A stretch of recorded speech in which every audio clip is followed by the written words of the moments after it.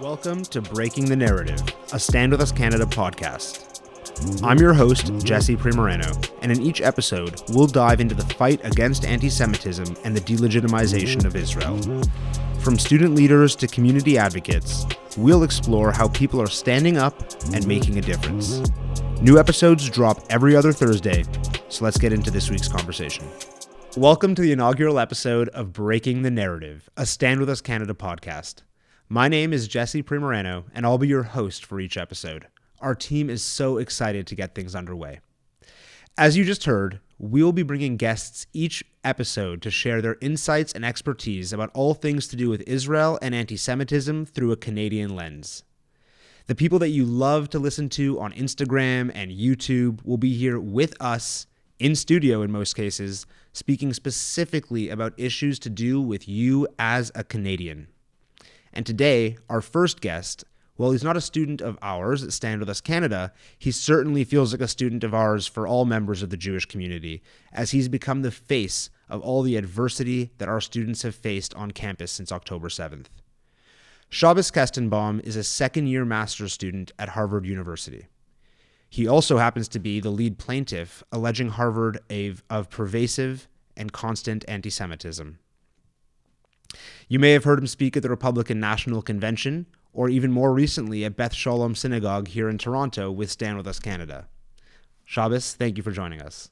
Sure. Well, first of all, thank you for having me. And as someone who knows firsthand the work that Stand With Us and Stand With Us Canada does, I'm really appreciative for being here and having this platform. It has certainly been an interesting few months. In fact, one of the reasons I was late to this podcast is because I was on my phone. I was on the phone with my lawyers for a while. As you alluded to, we just reached a settlement, or at least some of the plaintiffs reached a settlement with Harvard University pertaining to their discrimination and anti-Semitic attitudes towards Jewish students. And I decided that we are not going to let this rest unless there is discipline, consequences, and accountability. So I am delighted that I get to travel across the world. From Toronto, I'll be going to Israel, from Israel to London, London to Miami, and really build this coalition of young American Jews, young North American Jews who are passionate about the land of Israel, who are passionate about their Jewish identity. And while it is true, it is not the easiest thing in the world to be doing. It's not the cool thing to be talking about Israel and about Jewish pride. At the end of the day, it is such a privilege and an honor to be part of this movement and to be part of something that is much larger than myself. And I think that's what we all feel in the Jewish community, right? Is this notion that it's all bigger than us, that we're all a part of something special. But it takes a lot of courage and bravery to stand up when the rest of the world doesn't see it that way, right? And I would love to sort of get into the Harvard piece in a few minutes, but I think, with today, we're all sitting on pins and needles. We're recording this on, it's the 24th of January, and we're waiting anxiously to hear confirmation from the Israeli government about the hostages that we're expecting to see home this weekend. I don't want to talk too much about the nuance and the specifics of this phase, just because things will likely change before this episode is released, but I am curious to get your take on the ceasefire deal as a whole.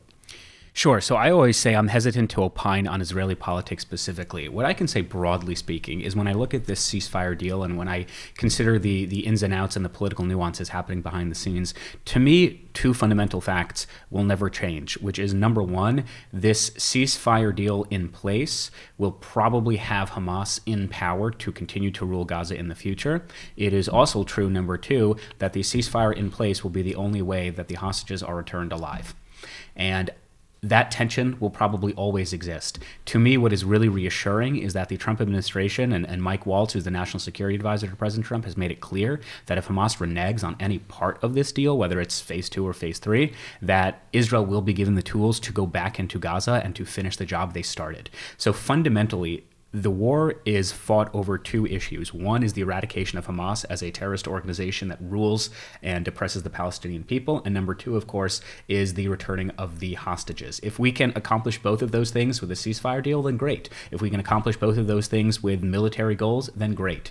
But it is a damning indictment that, for example, even though we don't know who exactly will be returned, what we do know is Israel is negotiating for the return of 2-year-old babies, of innocent women, of the elderly, whereas Hamas is negotiating for the return of mass terrorists, of serial rapists, of those who've been indicted for acts of terrorism and crime. And I think, to me, that really elucidates exactly what this war is being fought over. This, to me, is a binary choice. It's a choice between good and bad, evil and wrong. And as a Jewish person and certainly as an American person, it really amplifies why I'm so passionate and why I'm so proud to call myself a Jewish person, because I can see the lengths that the land of Israel will go to secure those innocent civilians, those babies and those women. And on the other hand, it also solidifies why Hamas is such a brutal terrorist organization that has forfeited their right to rule over the Palestinian people, that has forfeited their rights to not be obliterated from the face of the earth. When you commit an atrocity like October 7th,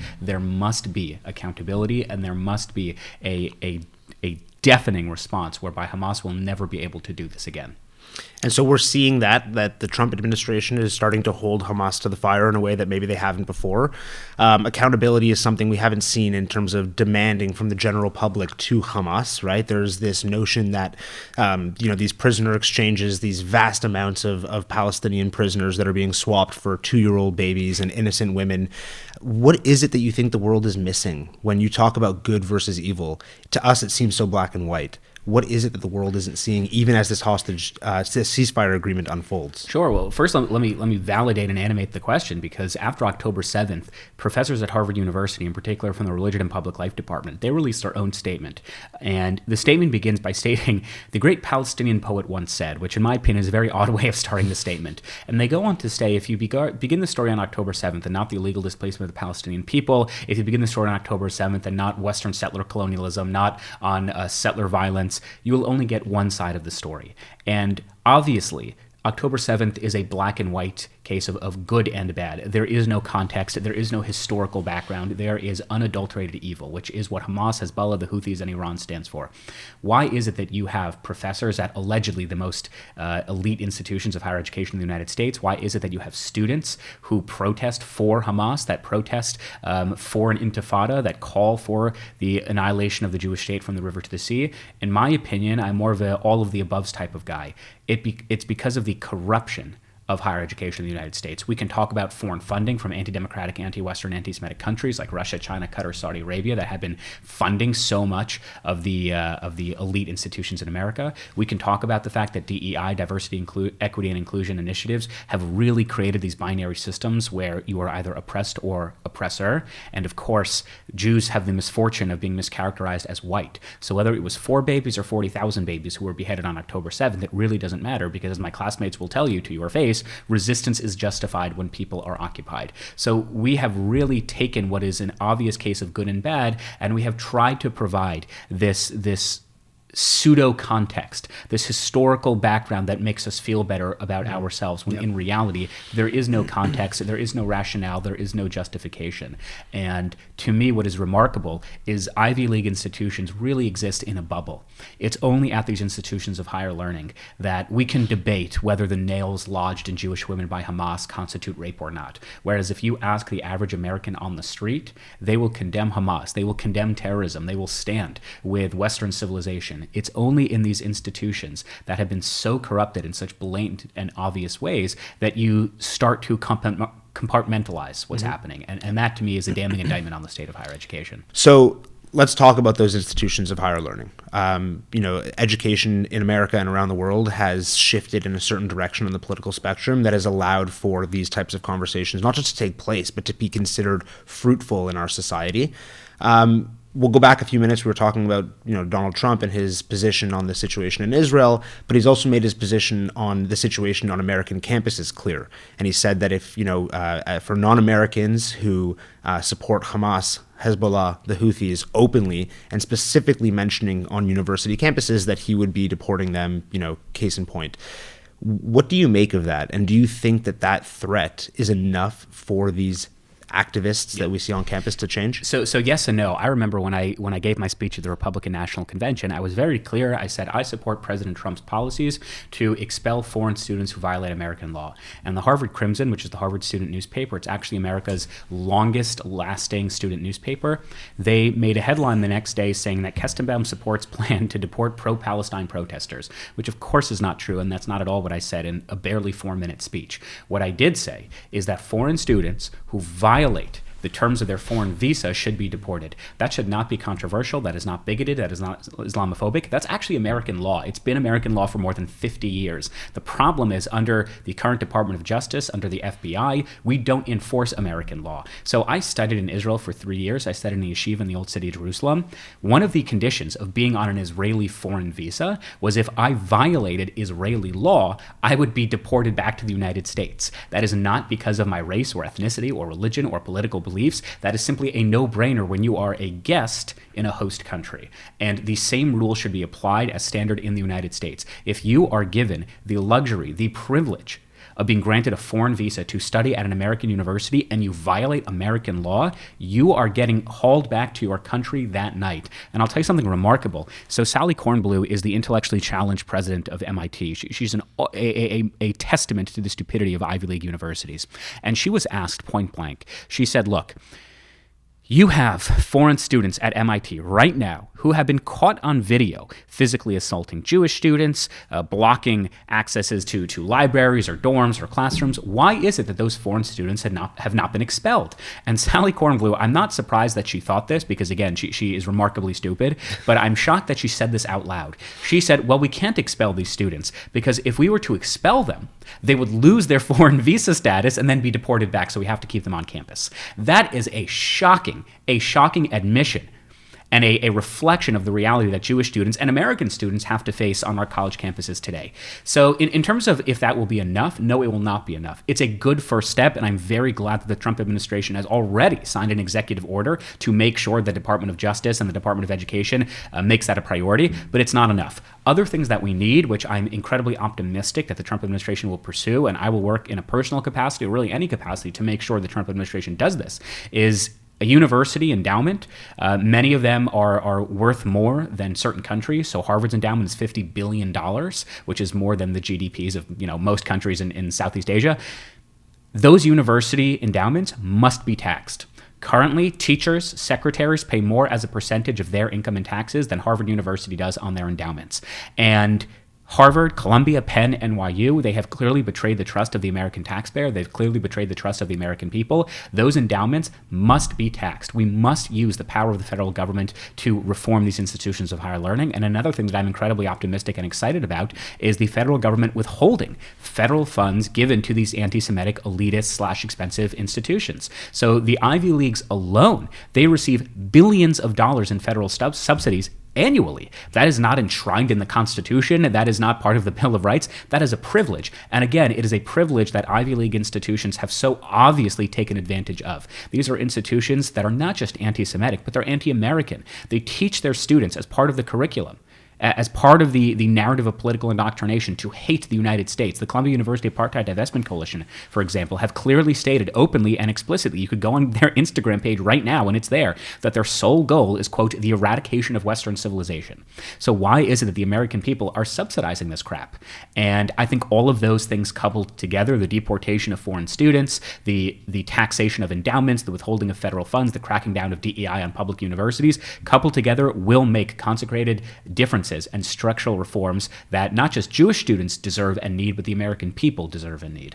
So I guess my question for you on that front is, how do we make sure that this is sustainable in the future, right? So you talk, and we'll come back in more detail to this in a second, the settlement agreement that Harvard made with these students included the adoption of the IRA definition of anti-Semitism, right?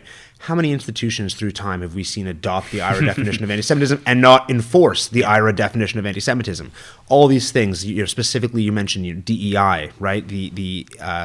How do we actually make sure that this is not something that's just promised to us and then not actually enforced? So your question is the million-dollar question, and it is basically why I rejected a settlement with Harvard University. First of all, the IHRA, the International Holocaust Remembrance Alliance definition, it is not that Harvard is adopting it. It is that Harvard will consider it when taking into consideration the disciplinary actions of a student who violated Harvard internal policy. So it does not have anything to do with free speech or a crackdown on what students are allowed to say and write. Absolutely not. It simply means that when a student is being disciplined for voluntarily violating internal policy as it pertains to anti-Semitism, Harvard will consider the IHRA definition of anti-Semitism. But as you just quite rightly pointed out, there's no enforcement mechanism. There's no way we can actually trust these universities to do their own jobs. And the evidence of that is when we filed our lawsuit in January, last January, you know what Harvard's response was? They filed a motion to dismiss with prejudice. They did not recognize the reality of anti-Semitism. They did not apologize. They did not come to the negotiating table. They asked a judge not only to toss out our lawsuit, but to set a legal precedent so that no Jewish student in the future could hold them accountable for anti-Semitism.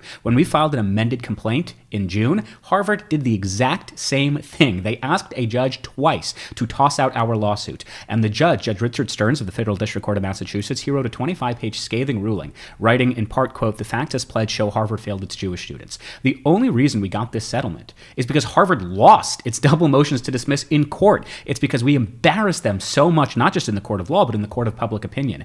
And to me, the fact that Harvard, as part of the settlement, will not admit any wrongdoing, that to me is astounding.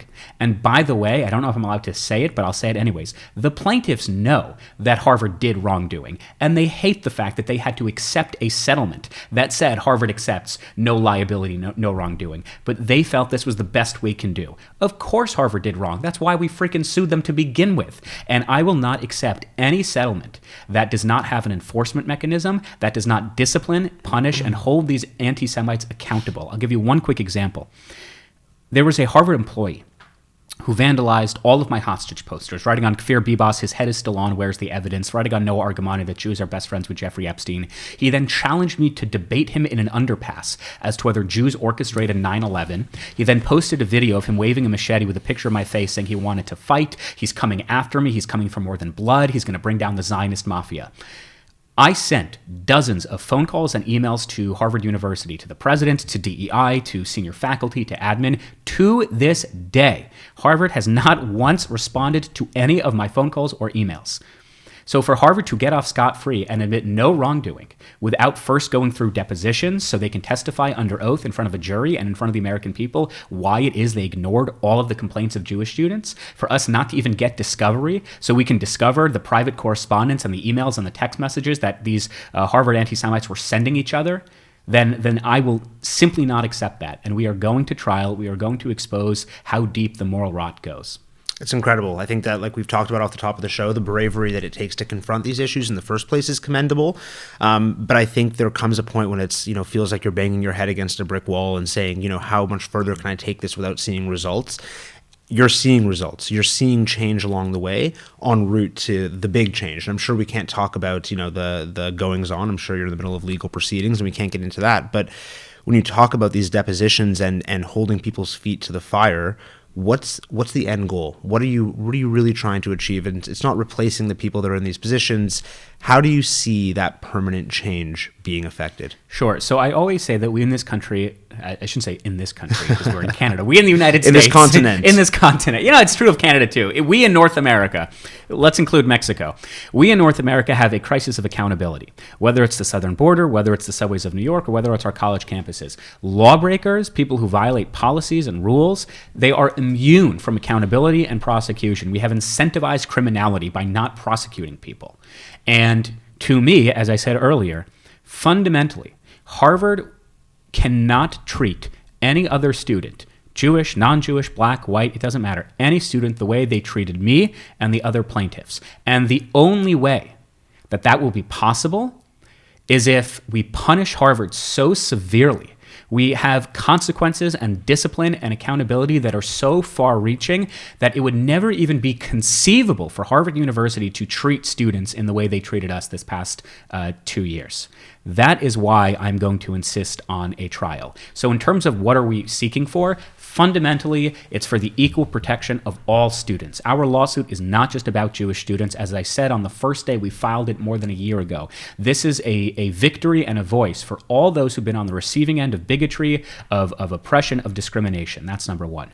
In terms of the pragmatic policy solutions, where do we begin? So as fact, Harvard receives hundreds of millions of dollars annually from anti-democratic, anti-Western, anti-Semitic countries like I mentioned, Russia, China, Qatar, Saudi Arabia, the UAE. We are asking for them to immediately rescind those donations and or be transparent about it. The only reason we know how much they get from those countries is because Harvard self-reports it. But Yale University, for example, it was discovered 6 months ago, was underreporting how much they received from Qatar alone by close to $20 million. So we're just trusting Harvard to be faithful, which there's no reason for us to trust them. That's number one. Number two, we want a zero-tolerance policy on anti-Semitism in the same way there already is one for sexism, for racism, for misogyny. We want there to be mandatory Title IX training on anti-Semitism in the exact same way that currently all incoming Harvard freshmen already have mandatory Title IX training on sizeism, on transphobia, on racism, include anti-Semitism. We want there to be the disciplinary actions, disciplinary consequences to anti-Semitic students at Harvard University who, for example, assaulted a Jewish student at Harvard Business School. We want professors who, on their own volition, have admitted that they care more about political activism and they care more about social justice than education. We want those professors to be disciplined because there is no room in classrooms for political indoctrination and political biases. Education should be about education. It should not be about conforming to a specific societal or political narrative. But unfortunately, Harvard, Columbia, Penn, Yale, they have created incubators for political indoctrination. They are feeder schools for hate, for anti-Semitism, for anti-Americanism.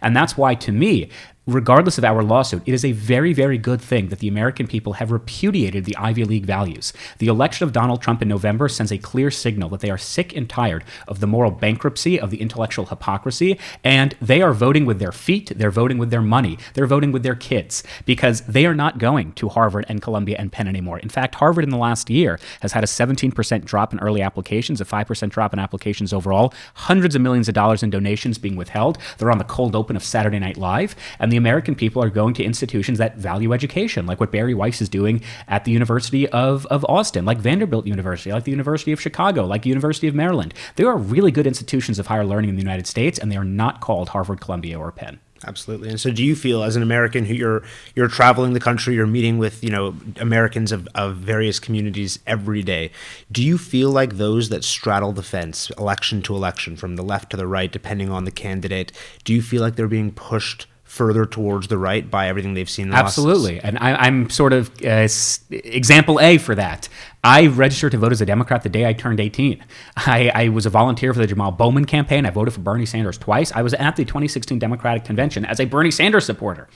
Why is it that I decided to vote for Donald Trump? I decided to speak at the Republican convention. I decided to endorse him at the Republican Jewish Coalition Conference. This is why I decided to speak to Jewish communities across the country about the necessity for voting for Donald Trump, why I agreed to accompany him to the grave of the Lubavitcher Rebbe. It is because, like him or not, he was the only candidate who talked sense, who told Jewish Americans, here are the practical policy solutions we are going to implement. These are our reforms for higher education. This is what we're going to do to alleviate the concerns of American Jews. This is what we're going to do to get the American hostages out of Gaza. If Kamala Harris wanted to make those policy prescriptions, great, but she refused to. If she wanted to meet with Jewish students, we asked her numerous times, she refused to. If she wanted to come to the grave of the Lubavitcher Rebbe and pray for the American hostages with an Auschwitz survivor, with a Jewish student, with families of American hostages, she could have, she refused to. So American electoral politics, unfortunately, are binary choices. It's not like the Canadian system. We do not have a parliamentary system. We don't have coalitions. It is one or the other. And I look at the fact that 45% of New York Jewry voted for Trump, 44% of Pennsylvania Jewry voted for Trump,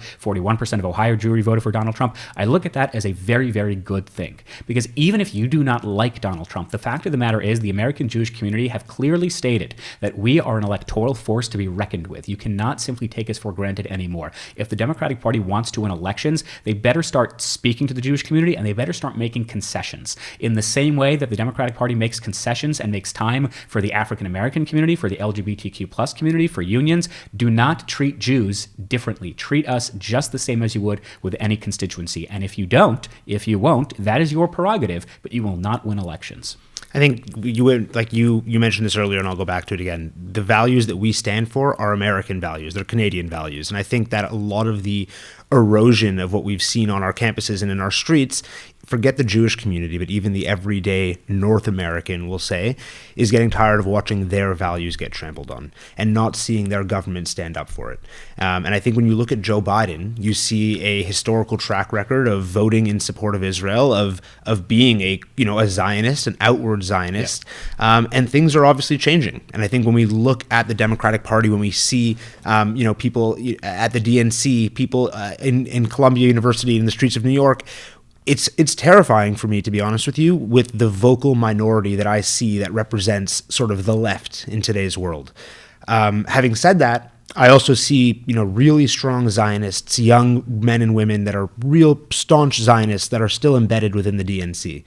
Do you feel like there's hope for the party, or do you feel like it's trending to a place where in a matter of 10 or 15 years, the party will withdraw all formal support for Israel? Look, I certainly hope that there is hope for the party, because if not, then we are in a really precarious situation. We are at a dangerous inflection point in this country, because as Republican congressmen have told me and will tell you, we need there to be at least two functioning parties in the United States. We need there to be solid opposition, because not only is that healthy for democracy, that is vital for democracy. It's really bad if you only have one side of the political equation making sense and winning votes. Currently, the Democratic National Convention, the Democratic Party, I should say, is having elections for who will be the face and the head of the Democratic Party. And it will be contentious. It is contentious. There is a split in the Democratic Party. Israel is a amalgamation, I would say, of much greater societal ills within the party. Because as you just articulated, Israel is not an issue that exists in a vacuum. Israel is a litmus test for individuals' appreciation and support for Western civilization, for liberal democracies, for a stance against terrorists and terrorism. And it really is the canary in the coal mine. Because if you do not support the only democratic, progressive, Western-style country in the Middle East, in an otherwise very oppressive and very regressive region, then that seriously calls into question your commitments of domestic policies here in the United States. So the Democratic Party is aware that they messed up the election. I think anyone with half a brain is aware that they messed up the election. And if they want to win the Jewish vote, we are a considerable electoral force. As I mentioned, we are 3% of the population in Pennsylvania. Pennsylvania is a crucial swing state. Josh Shapiro, who's the Democratic Jewish governor of Pennsylvania, was obviously sideswiped from being the vice president because he was too outwardly Jewish, which is why he spent the 3 weeks before Kamala Harris decided to pick a vice president, as Lee Zeldin will say, trying to un-Jew himself, trying to apologize for his participation as a volunteer with the IDF when he was like 13, trying to apologize for coming out strongly against the anti-Semitic protests on college campuses. And I certainly hope that there is future for the Democratic Party. And Israel is that litmus test. I'll tell you this, I'm still a registered Democrat. I have not been willing to abandon ship just yet. And I'm happy to go on this platform right now, and I'm happy to continue saying explicitly and publicly that the Democratic Party should meet, maybe not me, but people like me, young Jews, young Americans who are proudly progressive, who did the work, who were knocking on doors for Barack Obama when they were 12 years old. Have us as part of that conversation, because we are dangerously upset at how you've treated us, at how you've treated Israel, at how you treated the American Jewish community. And as I said, if you want to win elections again, you would have us as part of the conversation. And again, if they don't want us as part of the conversation, that's their prerogative. They just won't win anymore. Yeah, it feels it feels like the vocal minority everywhere has left politicians feeling like if they speak outwardly in support of Israel or the Jewish people, they're damned in the elections because this huge group of people is going to turn their back on them. But I think what they will learn through a series of elections, whether it's the federal election coming up here, your elections in the States in the future, that this is a critical, group that you said packs an electoral punch. And more importantly than that, I really think, like I said before, that people are really starting to get tired of the lawlessness and what they're seeing in their own backyards. I want to just key on one thing you said earlier. You're talking about the race for the leader of the Democratic Party. You've obviously seen the news here about Justin Trudeau's resignation. I think something that the Canadian Jewish community from coast to coast is probably in celebration of. Having said that, we're in a really interesting space right now where we did here in Canada let our voice be heard. And there was a by-election about 12 months ago in a predominantly Jewish riding that went for the first time, I believe, I might be getting this wrong, but in over 40 years, it went conservative rather than liberal. They were so frustrated with everything they'd seen from the Liberal Party. And this was the beginning of the end. The dominoes started to fall from there, where there was infighting within the party. There's all sorts of issues. And now we look pretty clearly like we're looking at a conservative government in the near future. Have you had a chance to meet Pierre Poilievre? Have you heard him speak? What's your take on who could be? Yeah, well, I remember, this is, I guess, 2 years ago, watching a video on Twitter of Pierre answering a question from a journalist while eating an apple. Yeah. And to me, that's what got me hooked. I've met him once. I've also met Melissa Lantzman. I've had some conversations with her. She's excellent. I don't know the Canadian electoral system that well, but if I have it correct, she would be, if elected, the deputy prime minister, correct, which I'm elated about. I think that would be an excellent step, not just for the Canadian Jewish community, but for Canada.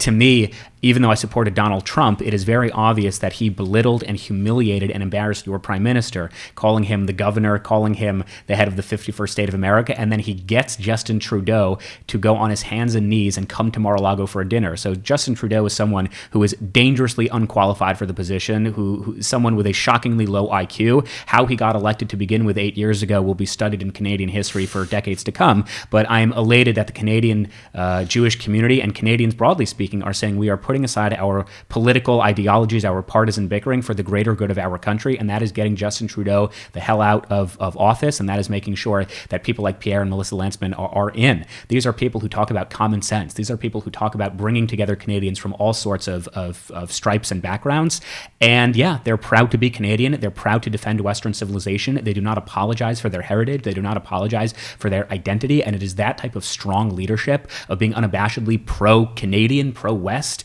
that is sorely, sorely missing. And I'm simply delighted that Canada will be able to have a reset in the coming months ahead. Yeah, we're looking forward to a change. I think it goes without saying. You talked about being unabashedly proud to be Canadian. And I want to just, not to jump around too much, but to go back to a point you made earlier about being unabashedly proud to be Jewish and to be a Zionist.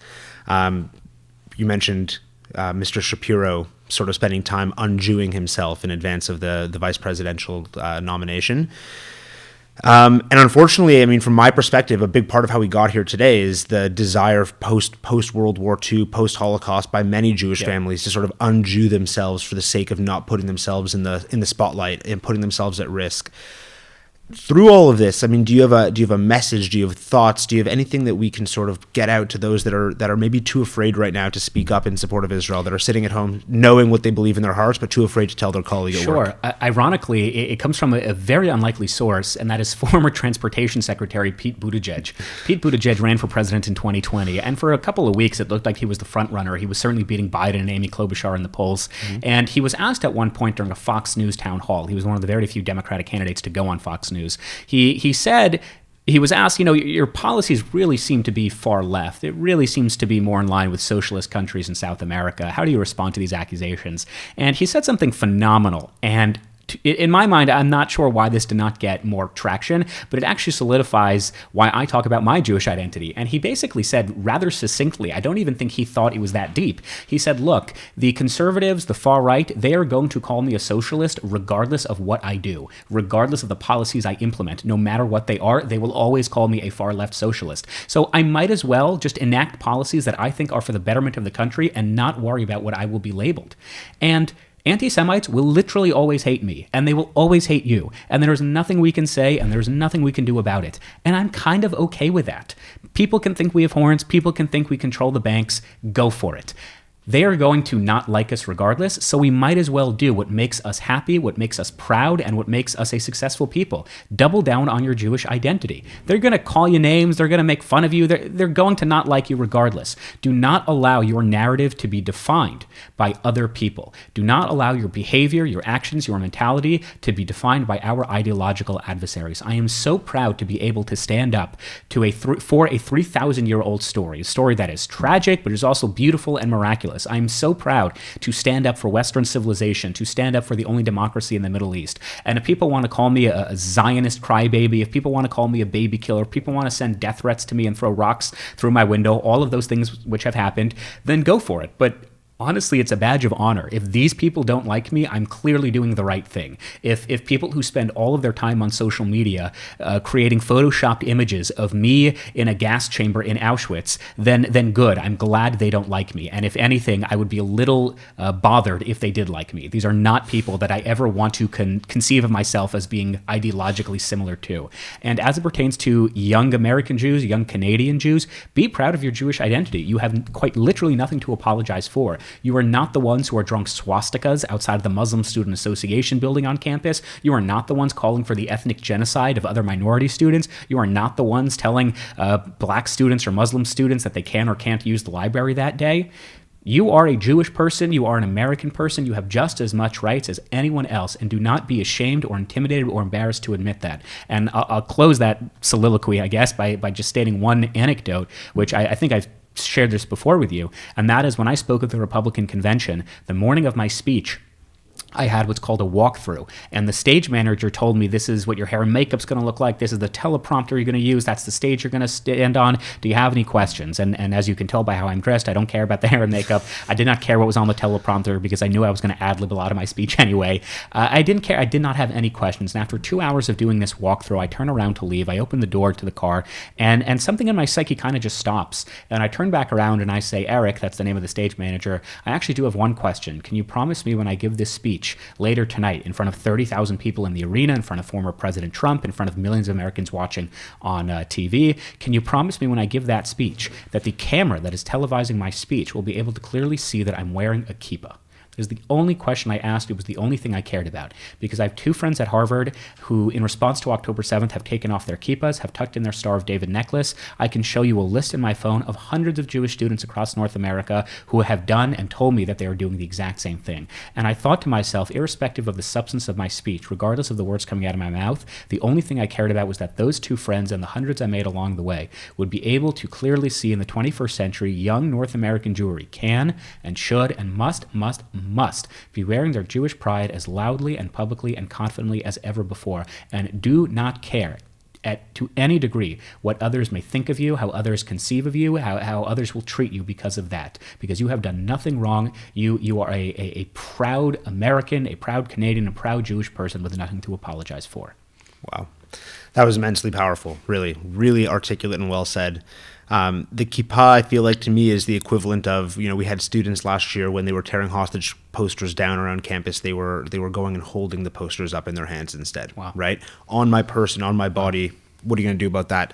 The kippah feels like the same thing to me as it relates to the mezuzot that we see being torn down in university dorm rooms, other Jewish, Judaica being vandalized and destroyed in universities. The kippah feels like it's ours, it's our personal, it's our, it's on our... And let me just add one quick thing. I'm obviously Orthodox, I'm an observant Jew, so I wear a kippah, but there are many Jews who don't wear a kippah for one reason or the other. To me, wearing the kippah is that source of pride and a symbol of resistance. But that symbol of resistance can manifest and look a lot of different ways to a lot of different people. So if you're a Jewish student, don't think there's only one way to do it.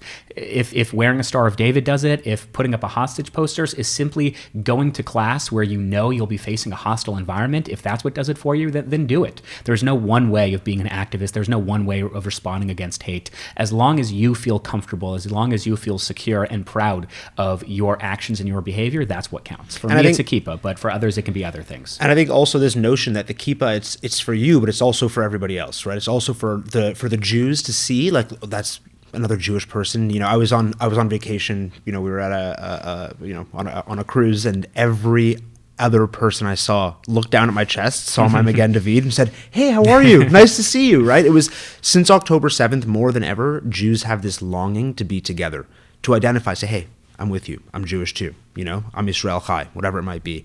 And I think it's so critical for all of us in those moments of fear when we say, well, I don't know if I can wear my kippah to class, or I don't know if I can have my Magen David out of my shirt, to remember that it's not just for you, that you actually have this whole network of people now that are going to see that and not only feel empowered by you, but they have your back too, right? That they're there for you in that moment as a community. I think that's what makes us so special. So I guess it's a good note to end on. But to say that, it's an immense honor to watch what you're doing, even more so to have you here to talk about it. You're incredibly articulate, and I think that, you've left everyone with a lot to think about today as it relates to the situation in Israel, to what's going on here in our own backyards. I know you have some more plans while you're here for the weekend, and what's on tap for you after that when you leave Toronto? Yeah, so first of all, big Shabbat dinner tonight. I think we got 300 RSVPs. Amazing. And then straight from Toronto, I leave here Saturday night. I go straight to Israel. There's a delegation of American Jews who are active on this fight who will be having some pretty high level meetings with Israeli politicians and policymakers. We will be talking about ways in which we can strengthen diasporic relations between Jews in the United States and Jews in Israel, ways that we can combat anti-Semitism in the digital space, ways that we can elevate Israel's PR battle, which obviously is not going pretty well. From there, I go straight to London, where I'll be meeting with members of the British community to essentially talk about ways we can combat anti-Semitism anti-Semitism, ways that we can strengthen British diasporic divides as well. From there, I go straight to Miami, and the week after that, I'll actually be going to Amsterdam. And of course, we all remember what happened in Amsterdam just 2-3 months ago, so I felt it more important than ever to be with that community. I'll be meeting with the young students there, and I'll end by saying this. Last night, actually, I had an off-the-record conversation with Canadian university presidents, with deans and department heads. We had a very respectful conversation. I spoke for about 30 minutes, followed by some pretty intense Q&As. There was criticism, there were suggestions, there were questions, but ultimately it was very constructive. It was incredibly respectful, and I was able to work with these university presidents and these deans about ways that we can regain the public's trust, ways that we can reform some of the issues on college campuses that need reformation. And as I told the university presidents who were very receptive to this is simply the beginning of a partnership. This is the beginning of a conversation. And while it is true there are major structural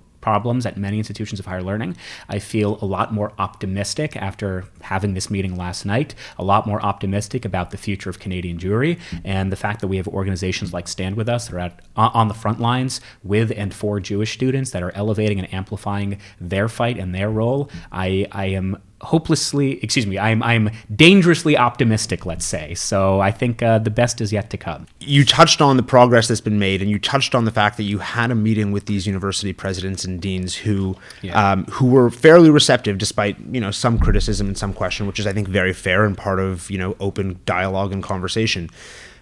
It feels like collectively the institutions, the governments, like we've yet to see anyone fold immensely to the pressure that they're getting from the opposition to the Jewish community, right?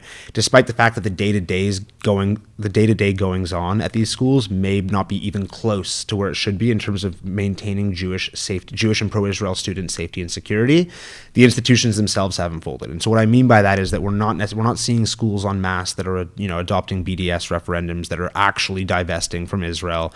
And one thing in particular that I wanted to highlight was that a part of this Harvard settlement was that they were going to establish a relationship with the university in Israel. And that's great. But what we haven't talked much about today, we've talked a lot about our side, our perspective, our feelings. I would love to get your take on the other side, right? So we have this movement that at the core of it, the BDS, the function of the BDS movement is what has really, propped up the pro-Palestinian movement here in North America. That's always been chief on the list of their goals. We're not really seeing that being achieved at all, anywhere of any significant note at the very least. What do you think that says about that movement? How do you think they feel about that lack of progress? Am I missing something? Do you see progress that I'm not seeing? And how much longer do you think this will go on with the force that it has without seeing any considerable traction actually made? So the Palestinian campus activists are a lot like the Palestinian leadership in Gaza and in the West Bank. Namely, they are incapable of doing anything productive for the people that they purport to represent. All they are capable of doing is simply peddle in anti-Semitic conspiracy theories. So, for example, I was very insistent during our settlement negotiations with Harvard that there must be an official partnership with an Israeli university. Why? Because currently Harvard has an official partnership with Birzeit University, a university in the West Bank that, as policy, does not admit Jews. As policy, does not allow Israelis into the university. In fact, the student government is represented by Hamas. Again, not a conspiracy, not conjecture, not exaggeration. You can Google this right now. The largest party on the student government is the Hamas party. So we went to the university and said, well, if you're not going to disband this partnership, which you should, at the very least have a partnership with an Israeli university. The Palestinian activists at Harvard, they could be proactive as well. If they want, they can file lawsuits if they think that they have a claim. Spoiler, they don't. But they could. They can work with university officials and be proactive about ways in which we can bring the Palestinian narrative into the classroom, ways that we can foster dialogue, that we can build bridges. But they refuse to do any of that. All they do is peddle anti-Semitism and complain and complain and complain. So now their new tactic, now that we have this settlement, is saying that Harvard is cracking down on free speech, that Harvard is capitulating to the Zionists. They're just entirely reactionary. They are unable to point to a single victory, to a single piece of progress that they have achieved for other students, for the Palestinian people, since they started this stupid campaign 15 months ago to claim genocide on a country that is simply self-defending itself after having the worst attack since the Holocaust. So I have very little faith in these leadership, in these leaders, in these actors to do anything that would be beneficial to the Palestinian people. And that leads me to a broader point, which is I am willing to debate and have dialogue and converse with anyone at any time. I went on Al Jazeera. I went on Glenn Greenwald's podcast. I am happy to debate. It is the other side. Let's call a spade a spade. It is the other side that has refused to engage in any conversation with me. And let me use your platform right now to say, if anyone is watching right now on the pro-Palestine side, if you're part of the Harvard Undergraduate Palestine Solidarity Committee, reach out to me. Let's have a debate respectfully, anytime, anywhere. But it is the other side that has insisted we do not legitimize the Zionist narrative. We don't talk to Zionists. We don't talk to anyone who believes in the right of Israel to exist. And that's a damning indictment on their side. And until they are able to put the betterment of the Palestinian people as their priority instead of bashing the Jewish state, you will never see any progress. You certainly won't see a two-state solution or coexistence. And it is unfortunate that the Palestinian activists at Harvard, at Columbia, at Penn, they are more interested in propagating a terrorist organization that has subjected the Palestinian people, that has dashed any hopes of coexistence and peace, instead of working together to build bridges. I mean, you go to, in the times of the encampments, you go to university campuses, wherever it might be, you try to speak to somebody on the other side. They have security that comes immediately to stand between you to prevent. And I don't know if it's because they're afraid that you're going to expose, the truth of the situation and that you're going to, catch them saying the wrong thing. But I think a bigger part of it is that they're afraid you're going to actually make people on their side realize that they're standing on the wrong side of the fence, that they're going to end up when all is said and done on the wrong side of history.